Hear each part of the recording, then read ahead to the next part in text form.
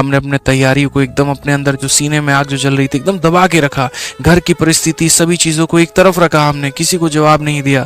अपने गांव में अपने पटीदार को, अपने चाचा लोगों को, गांव में किसी को हमने कोई जवाब नहीं दिया। कोई हमारे पापा को कई बार बोल के चला गया, कई सारे ताने दे के चला गया। हमारे पापा हमको बहुत कुछ बोले, हमेशा एक बात सपोर्ट करते थे, ठीक है, कि चाहे हमको भूखा भी मरना पड़ जाए, तुमको हम पढ़ाएंगे, इंस्पेक्टर बनाएंगे, ठीक है।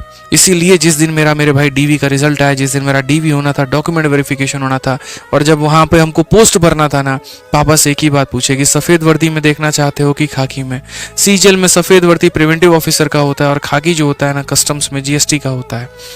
उन्होंने कहा कि वर्दी तो दोनों बहुत बढ़िया है, यहाँ पे ये बताओ कि बाहर पहन के कौन सा घूम सकते हो। तो हमने कहा प्रिवेंटिव ऑफिसर वाली जो वर्दी है उसको तो सिर्फ एयरपोर्ट या सी पोर्ट पर ही पहनकर घुमा जा सकता है, लेकिन कस्टम्स की जो वर्दी है आप उसको नॉर्मली पब्लिक में भी घूम सकते हैं। उन्होंने कहा कि लोगों का बहुत जवाब है और बहुत जवाब देना है, किसी दिन एक दिन तुम उस वर्दी को पहन के घर पे ज़रूर आना, ठीक है। वो दिन मैं समझूंगा कि मैंने बहुत कुछ कमा लिया मेरे भाई। और उसी दिन हमने ठाना कि नौकरी लेनी होगी या नहीं लेने की बात है। मेरे पिता की इच्छा है कि यहाँ पर कस्टम चूज़ करना है तो करना है, और हमने वो चूज़ किया।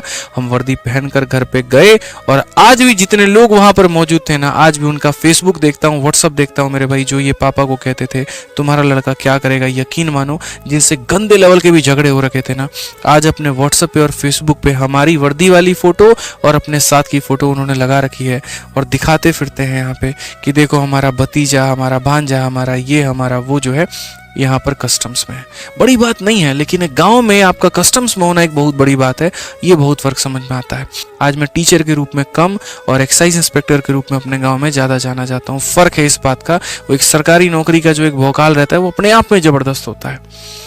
आज आप लोगों से ये सारी बातें क्यों कह रहे हैं भाई? जीवन में हमने जो संघर्ष देखा और उसके बाद की जो हमने कामयाबी की झांकी देखी है, आप तो सिर्फ अभी एक पहला पहलू देख रहे हो, दूसरा तो आपने अभी देखा ही नहीं, वो मैं देख रहा हूँ। तो यहाँ से अगर मैं आपको ये दिखा दूँ ना कि देखो ये सिलेक्शन की झांकी है, तुम सेलेक्ट हो जाओगे, तुम कामयाब हो जाओगे ना, क्या क्या तुम्हें जीवन में चीज़ें मिलेंगी, कितने तुम्हें फ़ायदे मिलेंगे, एक्सपेक्ट भी मेरे भाई नहीं कर सकते। अगर वो मैंने अभी बता दिया ना, तो शायद आज जितनी मेहनत कर रहे हो उसकी 2 गुनी 3 गुनी 4 गुनी करना शुरू कर दोगे। इस बात को ध्यान रखना। तो अपने आप को कमजोर मत समझो, ये वक्त है, इसको भुनाओ अच्छे तरीके से। कोई ऐसी चीज नहीं है जो आप नहीं कर सकते हैं। यार जिस इंसान ने पिछले 6 महीने में YouTube में 1 घंटे से ज्यादा के लेक्चर नहीं लिए मेरे भाई, वो लगातार तरीके से 5 दिनों से 3-3 घंटे के लेक्चर ले रहा है पूरा दिन काम करने के बाद। जब मेरे जैसा इंसान ये काम कर सकता है ना, तो मेरे भाई आप क्यों नहीं कर सकते?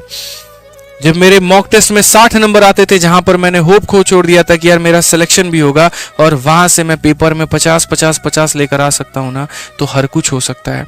जहां पर एक बार एक क्वेश्चन उठा दिया था किसी महानुभव ने आके YouTube में कि तुम्हारे कितने सिलेक्शन है, 23 में हमने तो सिलेक्शंस की लाइन लगा दी भाई। ठीक है, तो जब हम कर सकते हैं ना अपनी मेहनत 2 गुनी 4 गुनी 10 गुनी करके, तो आप क्यों नहीं कर सकते हैं? हर कुछ संभव है दोस्त यहाँ पे। आप कोशिश करिए तो सही, हम किसी और का एग्जाम्पल क्यों दें। आज मैंने इंटरव्यू लिया एक लड़के का जो ऑल इंडिया रैंक 13 था, MTS निकाला था उसने, सीजल 4 बार फेल हुआ भाई। जब एक MTS पास स्टूडेंट और सीजल फेल स्टूडेंट सीजल में ऑल इंडिया रैंक 13 ला सकता है ना, तो आप क्यों नहीं कर सकते हैं? हर कुछ हो सकता है यहाँ पर। बस आप अपने आप को पहचानो, वो सबसे बड़ी बात है। आप अपनी ताकत को ही नहीं पहचान रहे। आपको लग रहा है यार मेरी तैयारी कम है, मेरे तो नंबर कम आ रहे, होगा कि नहीं होगा? अरे कुछ नहीं भाई,